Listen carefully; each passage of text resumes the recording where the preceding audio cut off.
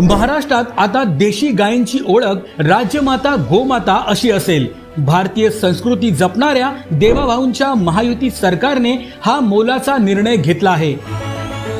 या संबंधीचा शासकीय अध्यादेश नुकताच जारी करण्यात आला आहे।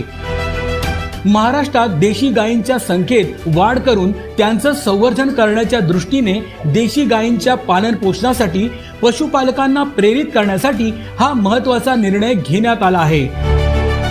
राज्यात देशी गायींच्या संवर्धनासाठी प्रति गाय प्रतिदिन 50 रुपये अनुदान देण्यात येईल।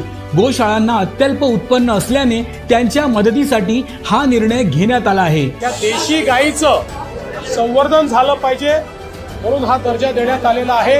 आणि एवढंच नाही तर ज्या ठिकाणी पांजरपोळा